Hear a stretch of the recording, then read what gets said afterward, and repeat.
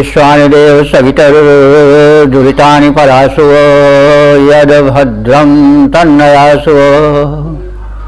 ॐ तेजोसि तेजोमयि देहि ओजोसि ओजोमयि देहि असदो मा सद्गमय तमसो मा ज्योतिर्गमय मृत्योर्मामृतंगमय। ओम वेद प्रेमियों सुधी श्रोताओं, परम सौभाग्य का विषय है कि संप्रति हम सब ब्रह्मवाणी ऋग्वेद के प्रथम मंडल के 46वें सूक्त की व्याख्या में प्रवेश करने जा रहे हैं। यह सूक्त गायत्री छंद में निबद्ध है।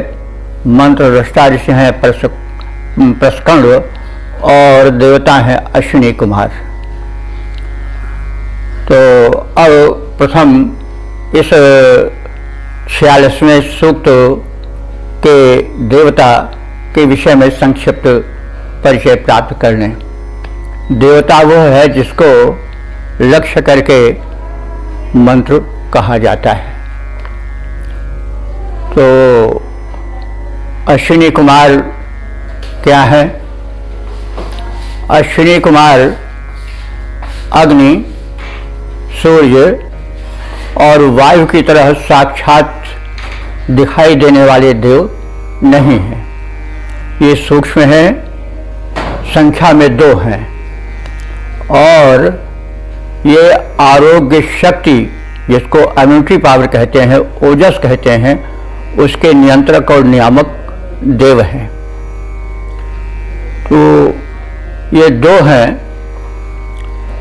2 क्यों हैं और ये एक साथ ही रहते हैं, इसका रहस्य जान लेना चाहिए।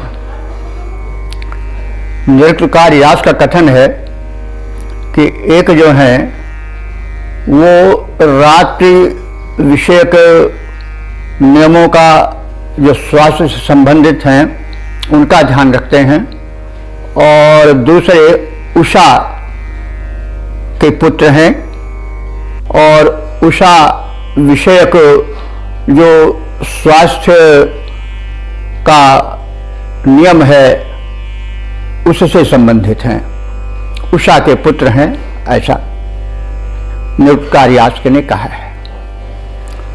तो इन दोनों को हरिशरण सिद्धांतालंकार जी ने कहा है कि ये जो प्राणवायु और अपान वायु हैं, नासिका से जो संचार होता है 2 प्रकार की वायुओं का, उसके नियामक हैं। और मानस में भी कहा गया है जास घ्राण अश्विनी कुमारा, उस परब्रह्म के घ्राण शक्ति के नियामक हैं ये अश्विनी कुमार। तो अश्विनी कुमार बहरहाल जो मान्य है वो देव भिषज के रूप में है, यानी जो ब्रह्मांड में एक इम्यूनिटी पावर है जो मनुष्य को स्वस्थ रखती है, ओजस प्रदान करती है, जीवनी शक्ति संचरित करती है, वो अश्विनी कुमार से संबंधित है। इनका व्यक्तित्व 2 क्यों है? ये द्विविध क्यों है और भ्राता हैं, एक ही रथ पर चलते हैं। इसका मतलब हुआ कि इससे जो वैद्य का, भिषजकर्ता का, डॉक्टर का दोहरा कर्तव्य है वो इससे संबंधित है। तो वैद्य का 2 व्यक्तित्व, द्विविध व्यक्तित्व होना चाहिए। एक वो स्वास्थ्य संबंधी नियमों को बतावे, क्योंकि prevention is better than cure, और दूसरा वो है जो यदि किसी कारण से रोग हो जाए शरीर में तो उसको भिषज यानी औषध द्वारा दूर करने की चेष्टा करें। यह 2 व्यक्तित्व है। यह ऋषि बताना चाहता है कि वैद्य में या डॉक्टर में यह दोनों गुण होना चाहिए। आजकल ये बड़ी कमी है। ये वैसे है जैसे भाई घर में आग लग जाए तो कोई कहे कि पानी तो रखा ही है, बुझा दिया जाएगा, लेकिन यह तो ठीक नहीं है। आग लग गई तो नुकसान तो हो ही जाएगा। तो इसलिए चेष्टा ये होनी चाहिए कि शरीर में रोग आने न पावे, prevention is better than cure, यह मानव सिद्धांत है। तो वैद्य को दो प्रकार के व्यक्तित्व वाला होना चाहिए, द्विविध होना चाहिए। वो ये कि पहले तो वो स्वास्थ्य के नियमों को बतावे रोगी को, भैया पथ्य उसी को कहते हैं। आयुर्वेद में पथ्य की बड़ी महिमा है। आपका आहार विहार, खान पान, विचार, क्योंकि मनुष्य जो है वो केवल भोजन ही से नहीं स्वस्थ रहता, वो मानसिक विचार से भी स्वस्थ रहता है। तो मन से भी स्वस्थ हो, तन से भी स्वस्थ हो, और आहार विहार उसी को कहते हैं। उसके विषय में भी वैद्य जो है रोगी को या व्यक्ति को अवगत कराए, परिचित कराए। एक तो उसका यह रूप होना चाहिए। दूसरा, यदि संयोगवश रुग्ण हो गया शरीर तो उसको उपयुक्त औषध प्रदान करे। तो अश्विनी कुमार के इस द्विविध रूप को ही दो भाइयों के रूप में बांटा गया है। और वेद में यह स्पष्ट उल्लेख है कि ये दोनों साथ ही रहते हैं और दोनों सगे भाई हैं और दोनों जो हैं वो कभी विलग नहीं होते हैं। तो इस प्रकार से यह समझना चाहिए कि जो वैद्य का लक्षण है वो इनसे उत्प्रेरित होना चाहिए। तो यह ऋषि का संदेश है और हम अश्विनी कुमार को इस प्रकार से समझें। और अश्विनी कुमार का उषा से बड़ा संबंध है। उषा काल आप सब जानते हैं ब्राह्म वेला है, सूर्योदय का पहले का झुलफुला वाला समय होता है। इस समय ब्रह्मांडीय ऊर्जा जो है वो बड़ी सक्रिय होती है। इस समय का जो वातावरण होता है वो स्वास्थ्य से सीधे संबंधित है। इसलिए उषा जो कि प्रातःकालीन झुलफुले के समय की अधिष्ठात्री देवी हैं, उनका और अश्विनी कुमारों का बड़ा संबंध है। सीधा मतलब यह है कि उषा काल स्वास्थ्य और सौख्य का प्रदायक है। अब इस मंत्र का शीर्षक है अश्विनी कुमार और उषा। तो अब इस आशय को समेटे हुए मंत्र का प्रथम पाठ हो जाए। ओम येषो उषा अपूर्व्या विच्छोति प्रिया दिवः अस्तु सेवामश्विना बृहत्। अब शब्दार्थ जाने।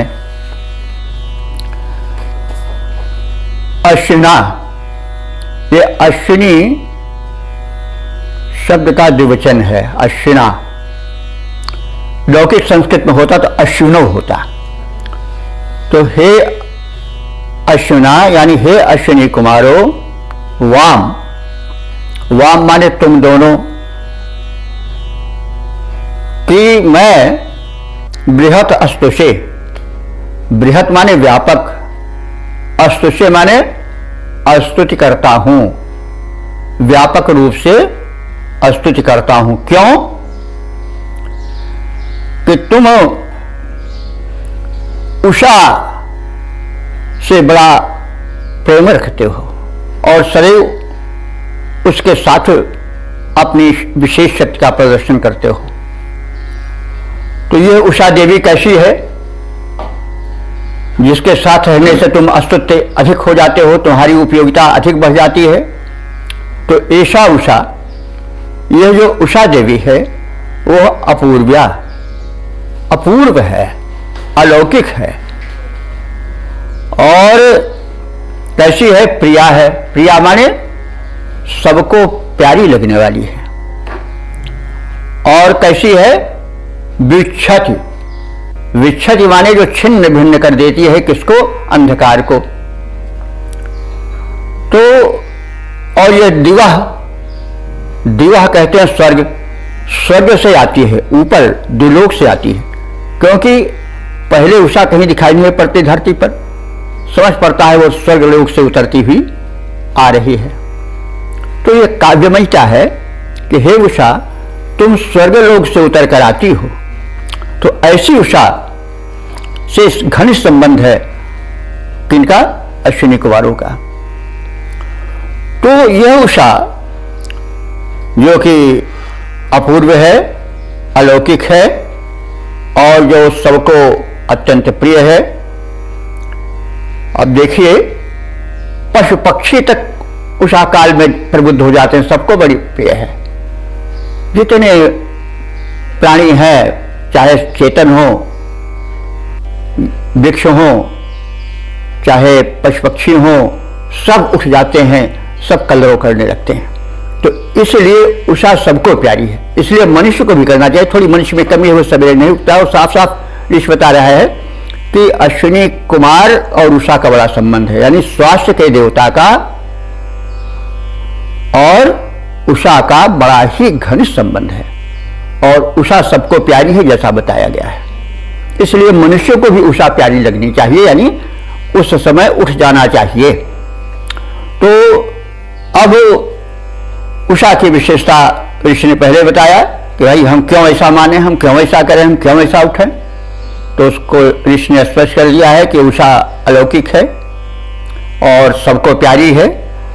जल चेतन, स्थावर जंगम सभी प्राणी इससे प्रेम करते हैं। सब उषा काल में जागृत होकर के सक्रिय हो जाते हैं और यह अंधकार को भी मिटाती है। यह जो भौतिक अंधकार है, इसके साथ साथ जो मन में भी अंधकार है उसको भी मिटाती है। क्योंकि जब चेतन रहेगा, मनुष्य स्वस्थ रहेगा, तो मन का जो अंधकार है, जो कि अज्ञान रूप में माना जाता है, वो भी दूर होगा और प्रातःकाल शुभकर्म होता ही है, नई चेतना रहती है। और यह उषा जो है स्वर्ग से उतर कर आती है, क्योंकि धरती पर कहीं इसके पहले दिखाई नहीं पड़ती है, इसलिए ये स्वर्ग से उतर कर आती है। इसकी पवित्रता भी और इसकी जो है वो महत्ता भी इससे द्योतित होती है।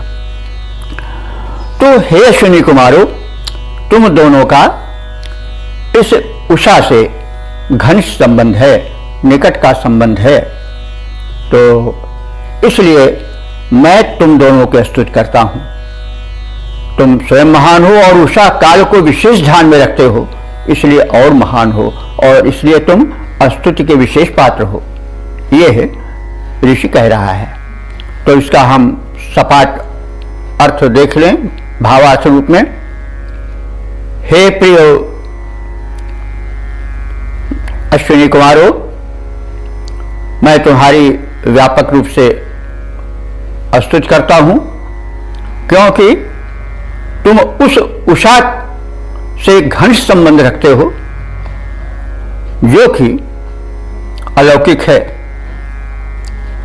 अपूर्व है और जो इस भूलोक पर स्वर्गलोक से उतर कर आती है, वह अंधकार को विनष्ट कर देती है।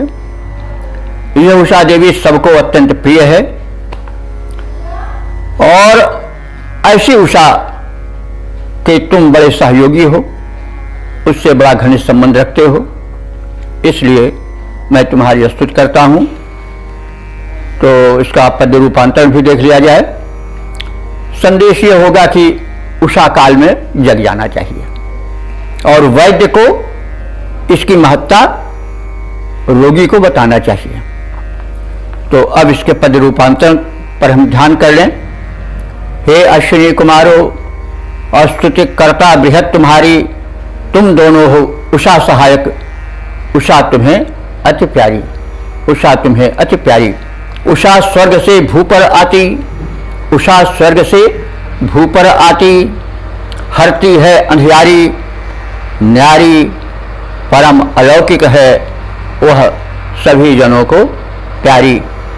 न्यारी परम अलौकिक है, वह सभी जनों को प्यारी। श्रद्धा सुमन समर्पित आदर के दोनों अधिकारी, श्रद्धा सुमन समर्पित आदर के दोनों अधिकारी। हे अश्विनी कुमारों, स्तुति कर्ता बृहत तुम्हारी, तुम दोनों हो उषा सहायक, उषा तुम्हें अति प्यारी।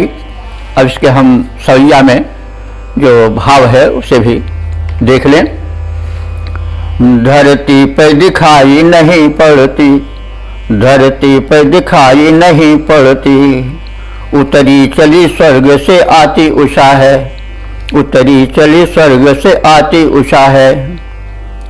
तिमिरांचल को हरती चलती, तिमिरांचल को हरती चलती, आलोक को लोक में लाती उषा है, आलोक को लोक में लाती उषा है।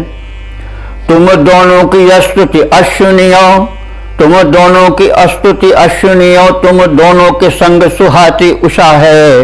न्यारी उषा अति प्यारी उषा, न्यारी उषा अति प्यारी उषा, जनमानस को अति भांति उषा है, जनमानस को अति भांति उषा है।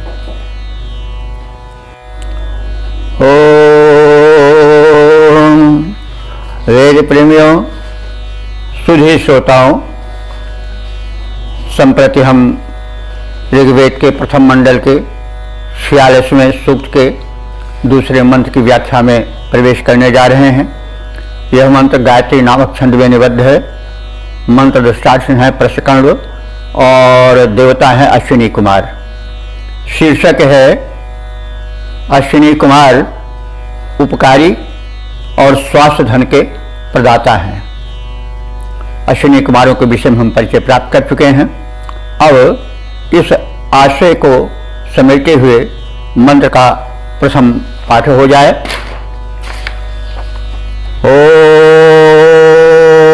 ओम या दस्रा सिंधु मातरा मनोतरा रय्यां धिया देवा वसुविरा। तो शब्दार्थ देखें। या देवा, या माने जो, देवा माने दोनों देव, यानी दोनों देव अश्विनी कुमार। दसरा, वे दोनों देव कैसे हैं? अश्विनी कुमार दसरा, दसरा माने दर्शनीय, अपने सत्कर्मों के कारण दर्शन योग्य हैं। और कैसे हैं? सिंधु मातरा, सिंधु मातरा माने समुद्र के, समुद्र जिनकी माता है वो, यानी जन्म देने वाली है वो। तो ये सिंधु मातरा है माने समुद्र के पुत्र हैं। तो समुद्र के पुत्र क्यों कहा गया? इसके पूछे है कि समुद्र रत्नाकर है और समुद्र में मोती, मूंगा, प्रवाल जिसको कहते हैं, शंख आदि पाए जाते हैं और रसायन इनसे बनाए जाते हैं। मोती भस्म, प्रवाल भस्म आदि और शंख की सुक्त की भस्म, यह सब बनाई जाती हैं। यह रसायन का कार्य करती हैं और वैद्यों के विशेष अस्त्र रूप में प्रयुक्त होती हैं जब ये रोगों पर रामबाण चलाते हैं तब। तो इसलिए ये सिंधु पुत्र हैं, क्योंकि रत्नाकर में पाए जाने वाले पदार्थों से भस्म रसायन बना करके रोग दूर करते हैं और पौष्टिकता प्रदान करते हैं। ये मतलब हुआ। तो यह सिंधु मातरा माने समुद्र के पुत्र हैं। और कैसे हैं? मनोतरा, मनोहर हैं, जिसमें गुण होता है, लोकोकार होता है, उसके मुखमंडल को सभी देखने लगते हैं, ध्यान से देखते हैं, वो मनोहर हो जाता है। क्योंकि मनुष्य को कर्म जो है वो मनोहर बनाता है। जो कोई विद्वान होता है, कोई महान होता है, तो हम उसके मुख को ही देखते रहते हैं, उसमें बड़ी सुंदरता रहती है। तो कर्म में सबसे बड़ा सौंदर्य है। इसीलिए आप देखते होंगे कि देवताओं का स्वरूप बड़ा सुंदर दिखाया जाता है और राक्षसों का स्वरूप विकृत दिखाया जाता है।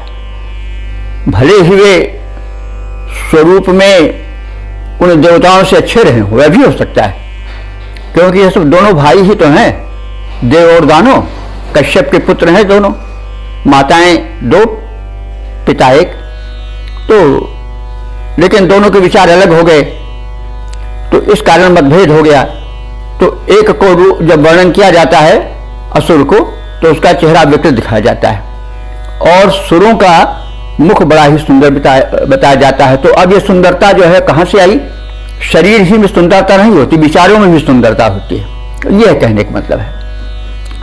तो यहाँ पर हमें इस बात को ध्यान देना चाहिए कि जो मनोहर शब्द कहा गया है और रूपवान कहा गया है और दर्शनीय कहा गया है, 3-4 बार ऋषि ने प्रयोग किया है शब्द। तो इसका मतलब हुआ कि इनमें जो वैशिष्ट्य है, इसके कारण जो उनका मानसिक सौंदर्य है वो रूप पर भी, बाहरी स्वरूप पर भी उभर आया है।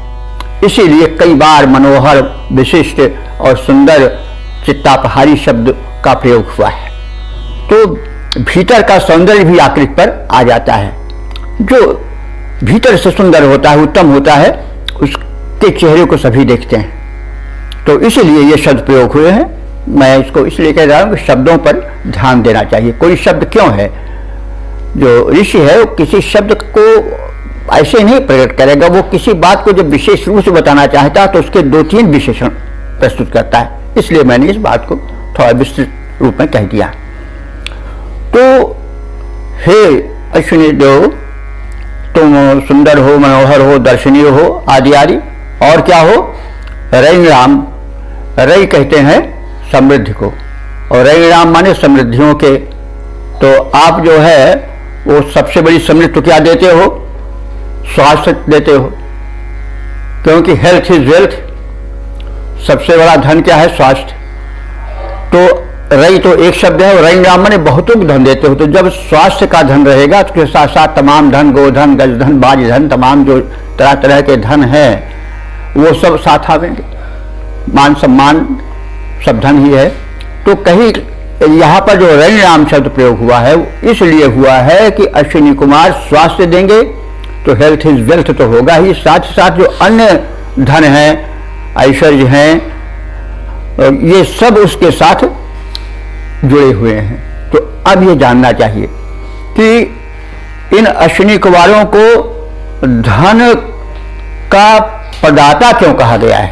क्योंकि प्रथम स्वास्थ्य देते हैं तो स्वास्थ्य से तमाम धन जुड़े हुए हैं, हेल्थ इज वेल्थ, ये ध्यान देना चाहिए। और क्या है? वसुविद, वसु कहते हैं आश्रय को, निवास को, ठिकाने को, विद माने प्रदाता, और वसु कहते हैं ऐश्वर्य को भी। तो हे अश्विनी कुमारों, तुम वसुविद हो, आश्रय प्रदाता हो और धनों के प्रदाता हो। यह भी उसी से जुड़ा हुआ, जैसे हमने कहा जब स्वास्थ्य रहेगा तो बढ़िया घर मकान भी मिलेगा अपने पुरुषार्थ से, और तब अच्छा भी लगेगा। तो इसलिए स्वास्थ्य को अवलंबन करने वाले, प्रदान करने वाले अश्विनी कुमारों की कई विशेषणों से ऋषि ने संबोधित किया है। उनके रूप और सौंदर्य और गुण को उकेरने की, यानी सामने लाने की चेष्टा की है, जिसको हम अपने ध्यान में रखें और ऋषि के प्रत्येक शब्द को ध्यान में रखें और तदनुकूल आचरण करें तो निश्चित हमारा जीवन दिव्य बनेगा। तो इसके अब हम भावार्थ को जान लें। दोनों अश्विनी कुमार दर्शनीय हैं, समुद्र पुत्र हैं, मनोहर हैं, धन प्रदाता हैं और आश्रय दाता हैं, साथ साथ बुद्धिमान हैं। तो इसका हम छंदोबद्ध प्रारूप देख लें। ये दोनों अश्विनी परम धनदाता और महान, ये दोनों अश्विनी परम धनदाता और महान, दोनों अतिशय दर्शनीय हैं, दोनों हैं धनवान। दोनों अतिशय दर्शनीय हैं, दोनों हैं धनवान। दोनों की उत्पत्ति सिंधु से, दोनों बड़े भले, दोनों आश्रय देने वाले अपनी बाह तले, दोनों आश्रय देने वाले अपनी बाह तले।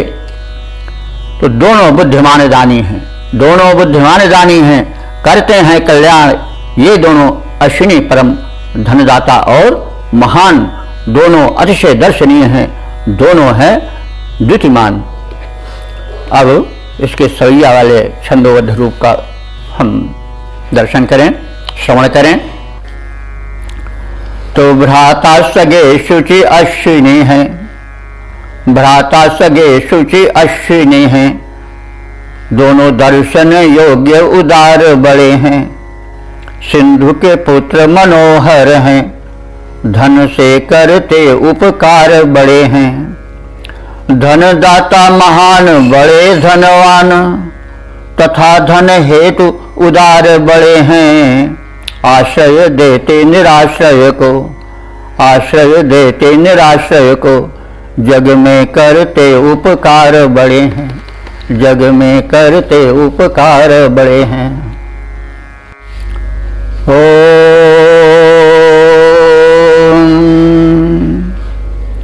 वेद प्रेमियों, सुधी श्रोताओं, संप्रति हम सब ऋग्वेद के 46वें सूक्त के तीसरे मंत्र की व्याख्या में प्रवेश करने जा रहे हैं।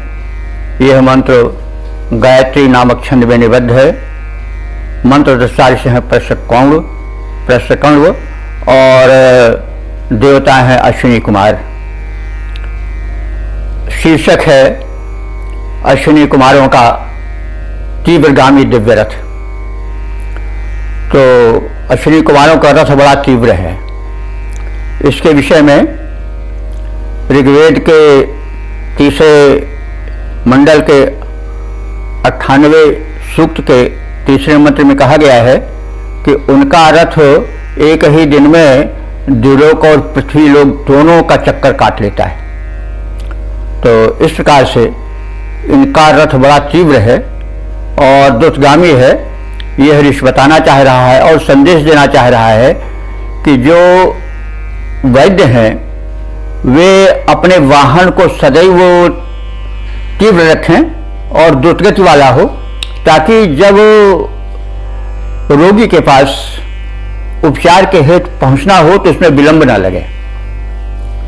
तो अश्विनी कुमारों का रथ, उसकी तीव्रता और गतिशीलता का इस मंत्र में वर्णन है। तो अब इस भाव को समेटे हुए मंत्र का प्रथम पाठ हो जाए। ओम वच्चन्ते वाम ककुहासो जुलायाम अधिविष्टपि यद्वा रथो विभिष्पतात्। अब शब्दार्थ जाने। यत, यत माने जो, वाम माने तुम दोनों का, यानी तुम दोनों अश्विनी कुमार भाइयों का। रथ माने रथ, विमान या गमन का साधन है। वह कैसा है? जूर्णायाम, जूर्णायाम माने गति में प्रशंसित है। उसकी तीव्रता की सभी प्रशंसा करते हैं, सभी उसके कायल हैं। और वो कैसा है? ककुहासः, बहुत ही तीव्र गति से गमन करने वाला है और दिशाओं में व्याप्त हो जाने वाला है। और जब वह अधिविष्टपि, अधिविष्ट माने स्वर्गलोक से, विभि, विभि माने होता है घोड़ों द्वारा, रथ में घोड़े जुटे रहते हैं। तो अश्विनी कुमार के जो विभि हैं, विभि तृतीया है, विभि माने घोड़ों द्वारा, पतात माने खींचा जाता है, चलाया जाता है। तो उसकी तीव्रता के कारण और स्वर्गलोक से भूलोक पर आने की तत्परता के कारण भूलोक के प्राणी जो हैं प्रस्तुत करने लग जाते हैं, प्रसन्न होकर के प्रशंसा में जुट जाते हैं। वाह, शीघ्र ही आ रहा है रथ, हम लोगों के रोगों का उपचार होगा, हम लोग स्वस्थ हो गए आदि तमाम भावनाएं भर जाती हैं। हृदय प्रसन्नता से परिपूर्ण हो जाता है, इसलिए प्रशंसा के वाक्य निकल जाते हैं। और जो अश्विनी कुमार हैं उनके रथ की द्युलोक में और भूलोक दोनों में प्रशंसा होने लग जाती है। तो इस प्रकार से हम शब्दार्थ से परिचित हो लेने के पश्चात अब भावार्थ से परिचय प्राप्त करें। हे अश्विनी कुमारों, तुम दोनों का रथ गति में अति प्रशंसित है। जब तीव्र वेग से घोड़ों द्वारा यह तुम्हारा रथ खींचा जाता है और तुम स्वर्गलोक से भूलोक की ओर प्रयाण करते हो, तब स्वर्गलोक में ही नहीं भूलोक में तुम्हारे इस रथ के गति की तीव्रता की प्रशंसा होने लगती है। कारण है कि तुम जो हो वो आरोग्य वितरित करते हो और आरोग्य जो है वो सब समृद्धियों का, समस्त प्रसन्नताओं का केंद्र है। तो इस स्थिति में तुम्हें तीव्र गति से आता हुआ देख करके लोग तुम्हारे प्रशंसक बन जाते हैं, तुम्हारे रथ के परम स्तुतिकर्ता बन जाते हैं। तो तुम्हारा दिव्य रथ प्रशंसनीय है, स्तुत्य है और संदेशीय है कि वैद्य लोगों को अपना वाहन, तीव्र वाहन सदैव तत्पर रखना चाहिए ताकि वे उपचार हेतु व्याधिग्रस्त के पास शीघ्रातिशीघ्र पहुंच सकें। तो अब इस अर्थ को स्पष्ट करने वाले पद्य का रूपांतरित रूप भी देख लेना उचित है। अश्विनी कुमारों, तुम दोनों के रथ गतिशील प्रशंसित हैं। हे अश्विनी कुमारों, तुम दोनों के रथ गतिशील प्रशंसित हैं। जब चलते तब सब स्तुतियां करने लग जाते पुलकित हैं। अश्व बड़े ही वेगवान हैं, अश्व बड़े ही वेगवान। जब स्वर्गलोक में खींचे रथ स्तुति होने लग जाती है, शब्दायमान हो जाता पथ। स्तुति होने लग जाती है, शब्दायमान हो जाता पथ। तब हम सब भी स्तुति गाते, तब हम सब भी स्तुति गाते हो जाते अति आनंदित हैं। अश्विनी कुमारों, तुम दोनों के रथ गतिशील प्रशंसित हैं। जब चलते तब सब स्तुतियां करने लग जाते पुलकित हैं। अब इसका हम सविया छंद में भी भाव देख लें। रथ अश्विनियों, रथ अश्विनियों का प्रशंसित है, रथ अश्विनियों का प्रशंसित है। गतिवान बड़ा सुखकारी बड़ा है। घोड़े जुटे गति तीव्र बड़ी, घोड़े जुटे गतिशील बड़ी। बल वेग प्रशंसित भारी बड़ा है। चलता जब स्वर्ग से भूतल को, बन जाता वहां गतिधारी बड़ा है। लग जाती झड़ी है प्रशंसकों की, लग जाती झड़ी है प्रशंसकों की। लगने लगता उपकारी बड़ा है, लगने लगता उपकारी बड़ा है।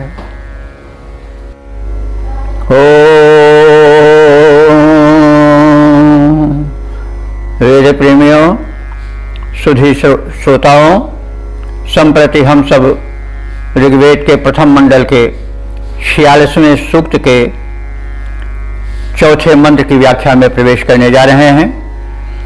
यह मंत्र गायत्री नामक छंद में निबद्ध है। दृष्टार्ष हैं प्रश्नकण्व और देवता हैं अश्विनी कुमार। शीर्षक है सूर्य के चिकित्सकीय गुणों के प्रचारक अश्विनी कुमार।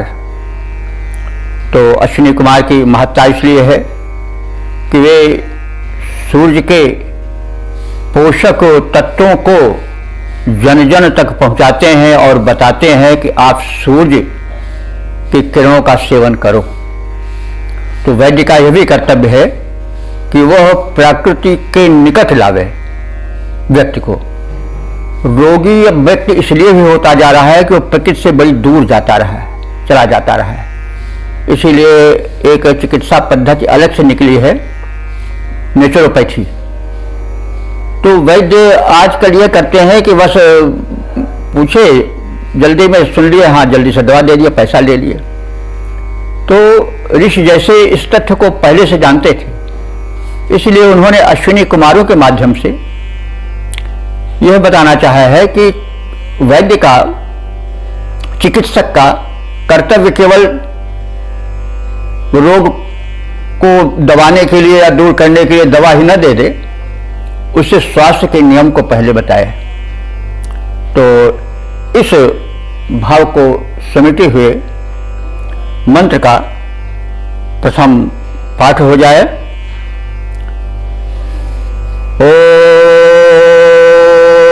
ओम हविषा जारो अपाम पिपर्ति पपुरिर्नरा पिता कुटस्य चर्षणिः। तो शब्दार्थ से परिचित हो लें। नरा, नरा का अर्थ हुआ हे नेतृत्व स्थानीय अश्विनी कुमारों। नर नेता को कहा गया है। तो नेता कौन है? जो अपने गुण में इतना परिपूर्ण हो कि लोगों को आगे ले सके। नेता का नी धातु से बना है नेता।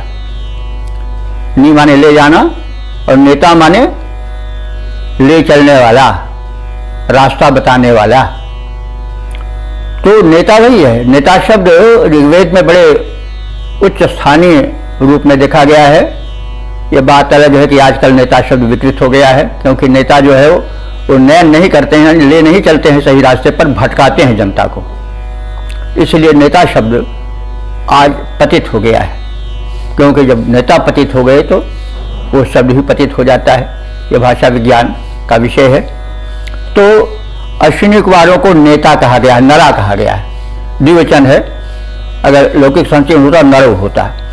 तो नरा हे स्वास्थ्य के नियम बताने में नेता का कार्य, उन्नयन का कार्य करने वाले अश्विनी कुमारों, आप का गुण यह है, वैशिष्ट है कि उस सूर्य के आप गुणों को बताते हो और मनुष्य को तदनुसार ले चलते हो। जो सूर्य अपाम जारो, अपाम जारा, अपाम कहते हैं जलों का, और जारा माने जलाने वाला, यानी अपने किरणों के ताप के माध्यम से समुद्र के जल को जलाकर वाष्पित करने वाला है। वाष्पित करके जल बादल बन जाता है, ऊपर उठ जाता है और वर्षा होती है, उससे धरती को जीवन मिलता है। और वर्षा के साथ तमाम जो हैं वे उपयोगी तत्व भी क्षरित होकर के पृथ्वी पर आते हैं। तो इस सब प्रसंग को ऋषि बताना चाहता है कि आप उस सूर्य को जो कि अपाम जार है, यानी समुद्र के जल को किरणों के द्वारा तप्त कर शोषित कर मेघ बनाने वाला है, वह सूर्य जो कि हविषा, हवि शब्द का तृतीया है हविषा, हव्य द्वारा। तो हव्य को हम दो रूप में ले सकते हैं। प्रातःकालीन जब सूर्योदय की वेला होती है तो यज्ञ कार्य होने लगते हैं, आहुतियां डाली जाती हैं। आहुतियों में औषधीय द्रव्य होते हैं जो धूम्र के माध्यम से वातावरण का परिशोधन करते हैं, दिव्यता लाते हैं। तो उसका जो है वो जो साधन या साधक बना वो सूर्य ही तो है। सूर्योदय हुआ, यज्ञ प्रारंभ हो गया। तो इस प्रकार से सूर्योदय या सूर्य भगवान जो है वो प्रातः काल के यज्ञ होने वाले जो ऊर्जा के कण हैं, धूम्र से मिलकर पर्यावरण में मिलते हैं, उनके द्वारा तुम धन्य बनाते हो, वातावरण को स्वस्थप्रद बनाते हो। तो यह सूर्य की विशेषता है। अथवा सूर्य स्वयं भी यज्ञ कर रहा है। सूर्योदय होता है, उसकी किरणें कोमल, सुनहली, आरोग्य गुण भरे हुए धरती पर गिरने लगती हैं, आने लगती हैं, और उनसे स्वास्थ्य और विभिन्न वे तत्व जो कि शरीर को पुष्ट बनाते हैं वो भी धरती पर आने लगते हैं। तो इस प्रकार से सूर्य स्वयं अपने किरण कणों द्वारा आरोग्य प्रदान करता है। तो इस प्रकार से सूर्य जो है वह द्विविध, दो प्रकार से, एक तो अपने उदय द्वारा यज्ञ कर्म प्रारंभ करने वाला है और उससे ऊर्जा प्रदान करने वाला है, जिससे स्वास्थ्य मिलता है और रोधक शक्ति बढ़ती है, इम्यूनिटी पावर बढ़ती है, और दूसरी वो स्वयं अपने किरणों द्वारा पौष्टिक तत्वों का वितरण करता है, धरती पर प्रदान करता है उन्हें, और इस प्रकार से वो स्वयं एक यज्ञ कर रहा है। तो इस प्रकार से सूर्य का वैशिष्ट्य बताया गया, और ऐसे वैशिष्ट्य को अश्विनी कुमार बतावें और जनमानस में उसे दृढ़ करावें, यह आशय है। तो हविषा का अर्थ यही हुआ। तो सूर्य भगवान जो हैं वे क्या करते हैं, हविषा पिपर्ति, हव्य द्रव्यों द्वारा, पिपर्ति माने परिपूरित करते हैं पर्यावरण को। और पपुरी, पपुरी माने पोषण करता है वे, उनका स्वभाव पिपरी माने पोषण वाला है। और कैसे हैं वे, पिता, पिता माने पालन करता, पाधात से पिता शब्द बनता है, पा माने रक्षणे, तो वे पिता की तरह रक्षण करते हैं भूमंडल का, प्राणियों का, इसलिए वे पिता हैं। यह सब विशेषण सूर्य के भी चल रहे हैं। और कुटस्य, कुटस्य कहते हैं कर्मों के, चर्षणी माने देखने वाले। सूर्य जो कर्म होते हैं दिन के अच्छे बुरे, उन सबके दृष्टा हैं, यह उनका महत्व है। तो ऐसे सूर्य जो कि हव्य द्रव्य द्वारा धरती पर पोषक तत्व फैलाते हैं और जो पालन पोषण करते हैं, और जो पिता तुल्य भूमंडल के हित में लगे रहते हैं, जो समग्र चराचर के प्राणी मात्र के कर्मों के दृष्टा हैं, ऐसे सूर्यदेव के पोषक तत्वों के वैशिष्ट्य को आप हे अश्विनी कुमारों जनमानस में फैलाओ, परिचित कराओ। क्योंकि देखिए यहां पर वर्णन तो ज्यादा सूर्य का है, लेकिन महत्ता अश्विनी कुमार के मंत्र में इसलिए है कि जो सूर्य द्वारा अगाध कल्याण की भूमिका बनाई जाती है, पोषण तत्व फैलाए जाते हैं, उनको अश्विनी कुमार जन तक पहुंचावें। धन है, वस्तु है, अगर पहुंचाने वाला ना हो तो फिर लोग उससे वंचित रह जाएंगे। इसलिए अश्विनी कुमारों की महत्ता है कि वे सूर्य जो कथित तमाम गुणों के प्रचारक प्रसारक हैं, और जो यज्ञ रूप में उन सभी कर्मों को धरती के हितार्थ प्रेषित करते हैं, उन वैशिष्ट्यों को, उन सत्यों को, उस मर्म को अश्विनी कुमार वैद्य हैं, वे समझते हैं और वे जनमानस में उसे फैलाएं। तो इस कारण से इस मंत्र में सूर्य का वर्णन भले बहुत ज्यादा है, लेकिन उस वैशिष्ट्य को, उस तत्व को बताने वाले वैद्य हैं। जब वैद्य नहीं बताएगा कि सूर्य से लाभ है, जल से लाभ है, तो फिर जो रोगी है वो बेचारा बस उसी दवा तक रह जाएगा, और फिर दवा तो दबा देगी थोड़ी देर के लिए, फिर उसके बाद फिर रोग भर आएगा। तो इस प्रकार से वैद्य की भूमिका की महत्ता का वर्णन अश्विनी कुमारों के माध्यम से किया गया है। तो इसका हम सपाट अर्थ देख लें कि हे नेतृत्व कुशल अश्विनी कुमारों, जलों को अपने ताप द्वारा सुखाने वाले, प्राणी मात्र के पोषक, पालक, पूरक, कर्मों के दृष्टा सूर्यदेव जो पोषण तत्व पृथ्वी पर प्रेषित करते हैं, उन पोषण तत्वों को आप जनमानस तक पहुंचाकर उसे स्वस्थ करो, उसे संपन्न करो, उसे मंगल के पथ पर ले चलो, आदि आदि। तो अब इसका पद्य रूपांतरण देख लें।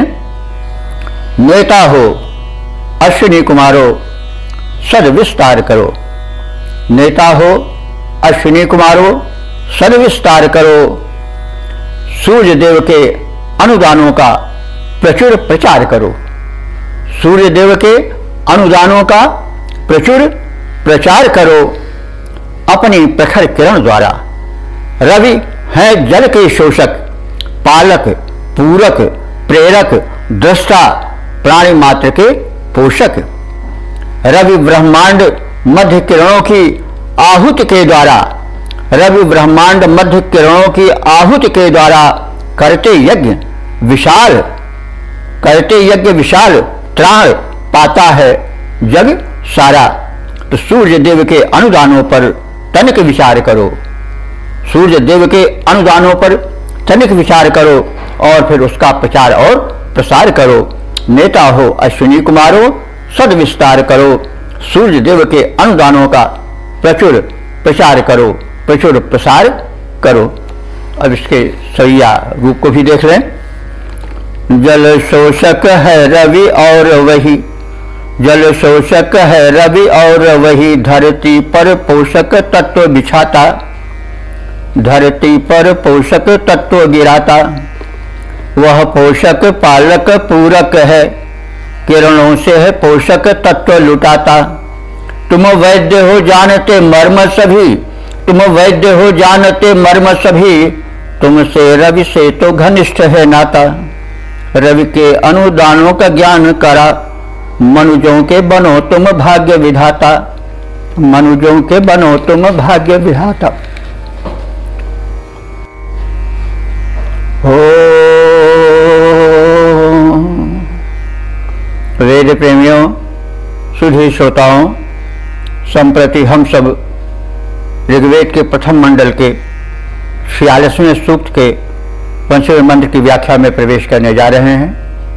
यह मंत्र गायत्री छंद में निबद्ध है। इसके दृष्टा ऋषि हैं प्रसकण्व और देवता हैं अश्विनी कुमार।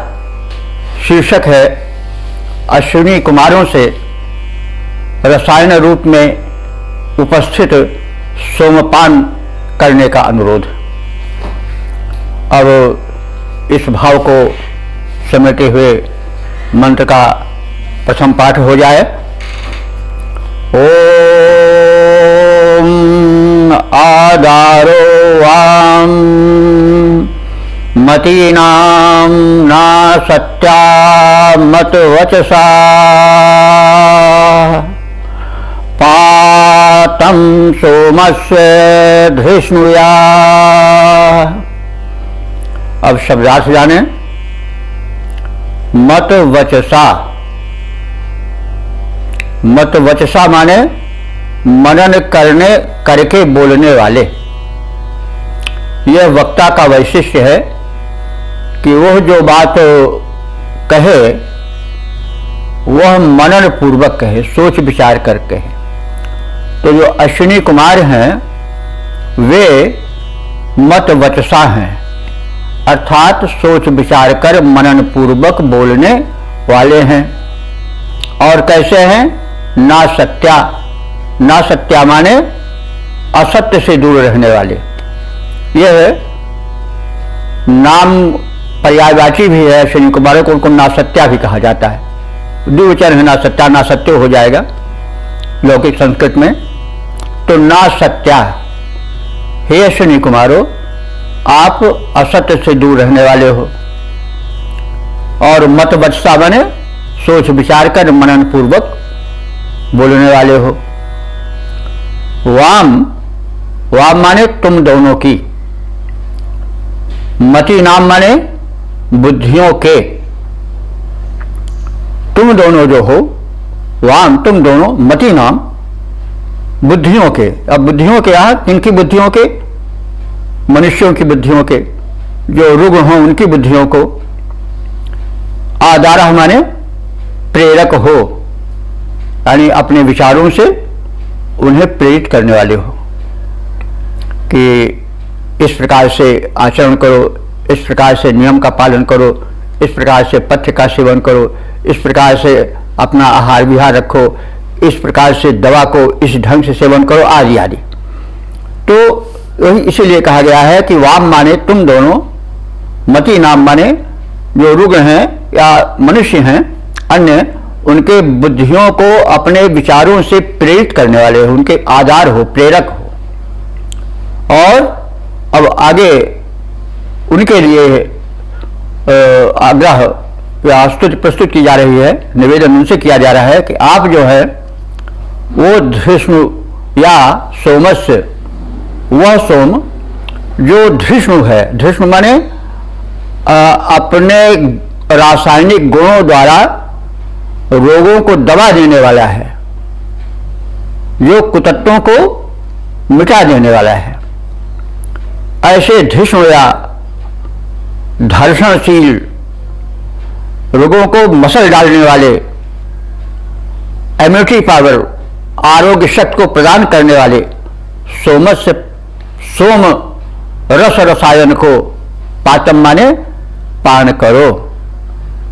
तो पहले अश्विनी कुमारों का वैशिष्ट्य बताया गया कि तुम यों ही बोल देने वाले नहीं हो, वरन मतवत्सा हो, मनन पूर्वक सोच विचार के वचन बोलने वाले हो और झूठ नहीं बोलने वाले हो।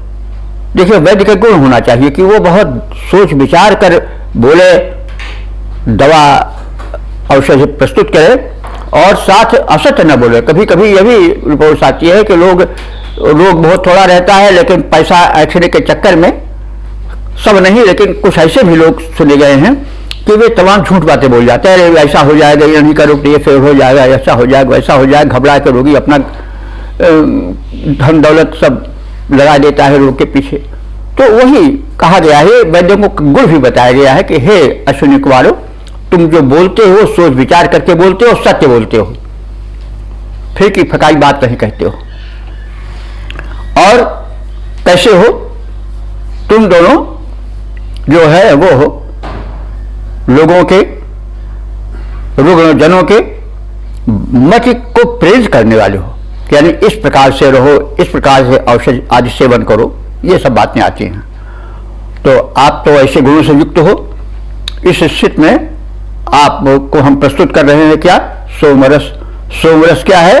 वो धृष्णु है, वो रोग को रगड़ देने वाला है, मिटा देने वाला है, उनका धर्षक है और रसायन है, उसका पान करो। तो यह भी संदेश इसके साथ है कि हम किसी देव को जो अर्पण करें वो गुणयुक्त हो, उसी का तो हम प्रसाद ग्रहण करेंगे। आपने देखा होगा कि बहुत लोग देवता को गांजा चढ़ाते हैं, शराब चढ़ाते हैं, वो उसी से देवता को पसंद करते हैं। तो परिणाम क्या होता है कि वो गांजा और शराब पीते हैं। बहुत लोग शंकर जी का नाम लेकर के गांजा को खींच देते हैं बड़े जोर से, अपने फेफड़े को जला डालते हैं। तो इसमें यह बात बताई गई है कि जो देवता हैं उनको वो चीज अर्पित करो जो कि उपयोगी हो, रस रसायन रूप में हो, ताकि उसी का प्रसाद हो तो तुम लोगे, उसी को तो ग्रहण करोगे। तो इसलिए शब्द यहाँ पर विशेष रूप से इसने कहा है कि जो सोम अर्पण किया जा रहा है वो रोगों को धर्षित कर देने वाला, रगड़ देने वाला है, इम्यूनिटी पावर को बढ़ाने वाला है, रसायन है। तो अनुरोध किया जा रहा है कि हे दोनों अश्विनी कुमारों, आपको हम नैवेद्य रूप में, आपके स्वागत के रूप में सोम रस प्रस्तुत कर रहे हैं, जो कि बड़ा ही उपयोगी है और रोगों को रगड़ देने वाला है, नष्ट कर देने वाला है। और इस रूप में संदेश है कि हम देवता को वही वस्तु अर्पित करें जो पवित्र हो, अनिष्ट करने वाली वस्तुएं न प्रस्तुत करें। तो अब एक बार से इसके सपाट अर्थ को देख लें। सोच विचार कर मनन पूर्वक बोलने वाले, असत्य से दूर रहने वाले अश्विनी कुमारों, तुम दोनों बुद्धि विवर्धक हो, प्रेरक बुद्धि के हो, सन्मार्ग पर बुद्धि को चलाने वाले हो। और अब हम सब तुम्हें पानार्थ सोम रसायन को समर्पित कर रहे हैं। तुम इस रसायन स्वरूप सोम का पान करके हम उपासकों को धन्य करो। तो यह आशय है। अब हम इसके पद रूपांतरण पर ध्यान दें। अश्विनी कुमारो सत्य बोलती जिह्वा रुचिर तुम्हारी। अश्विनी कुमारों सत्य बोलती जिह्वा रुचिर तुम्हारी, रहती दूर सदा असत्य से। तुम हो सतव्रत धारी, तुम हो सतव्रत धारी। बल की और बुद्ध दोनों की शक्ति बढ़ाने वाला, बल की और बुद्ध दोनों की शक्ति बढ़ाने वाला, सत प्रेरक संघर्ष शक्ति को बढ़कर लाने वाला, ऐसे सोम रसायन का तुम पान करो हितकारी, ऐसे सोम रसायन का तुम पान करो हितकारी। अश्विनी कुमारो सत्य बोलती जिह्वा सदा तुम्हारी, रहती दूर सदा असत्य से। तुम हो सतव्रत धारी। इसी को हम सब छंद में देख लें। अश्विनियों तुम सोच विचार के बोलते सत्य, अश्विनियों तुम सोच विचार के बोलते सत्य। असत्य से नाता न कोई तुम्हारा, असत्य से नाता न कोई तुम्हारा। तुम बुद्धियों के सत प्रेरक हो, मत की गति को करते हो सुधारा। जीवन शक्ति बढ़ाता है सोम, जीवन शक्ति बढ़ाता है सोम। निचोड़ा गया रस ऋतुजों द्वारा, रसायन सोम है पान करो। अनुरोध अनुरोध यही तुमसे है हमारा, रसायन सोम है पान करो। अनुरोध यही तुमसे है हमारा।